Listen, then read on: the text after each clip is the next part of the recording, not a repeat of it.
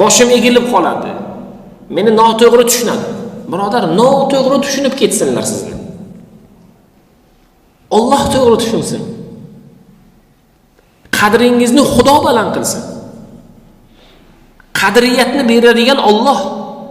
Bugun birovga gap qaytarishingiz, uni oldida so'zamol bo'lishingiz, uni oldida qaysidir bir narsaga yutganingiz aslida sizni yutqazganingiz hisoblanadi.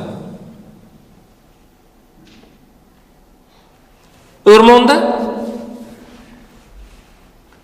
sher bilan eshak bahslashib qolishibdi. Sher aytgan ekan,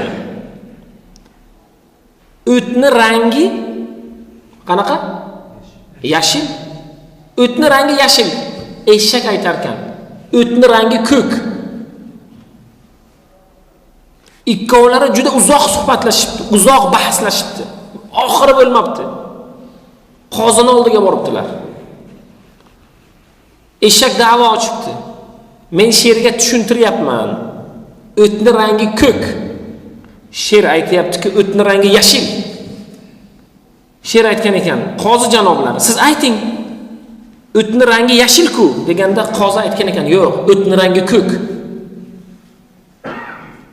Sherni olinglarda qafasga qamanglar, 100 darra uringlar degan ekan.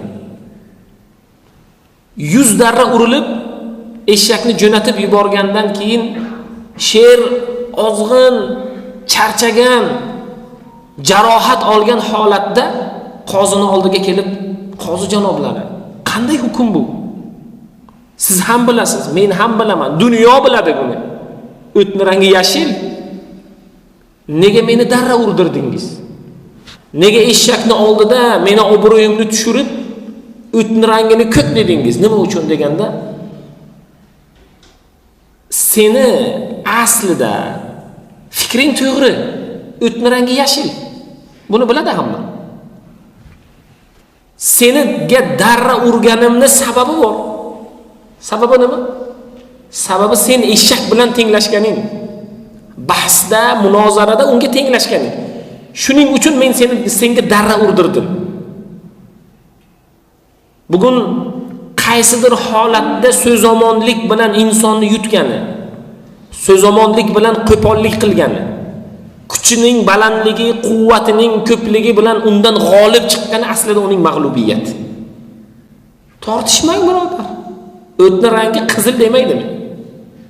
Siz o'zingiz uchun uni yashilligini biling, Xudo bilsin, tamom birodar. Haqligingizni kimning oldiga isbotlaysiz? Sizni haqligingizni Xudo bilsa bo'ldi birodar. Ko'ngilni keng qo'ying. Alloh taolo sizga fazl bersin. Bugun siz tortishayotganda shu tortishuvdan haq bo'lib chiqsangiz nima jannatiy bo'lasizmi? Sizni Alloh jannat ahlidan deb yozib qo'yadi. Nima bo'ladi? Siz tortishganingiz, birovga so'kinganingiz, birovga qo'pollik qilganingiz uchun Alloh sizga gunoh yozadi birodar. Aslida haq bo'lib turgan bo'lsangiz ham, kechirmaganingiz uchun ham Alloh sizni kechirmaydi. Shu kerakmi sizga?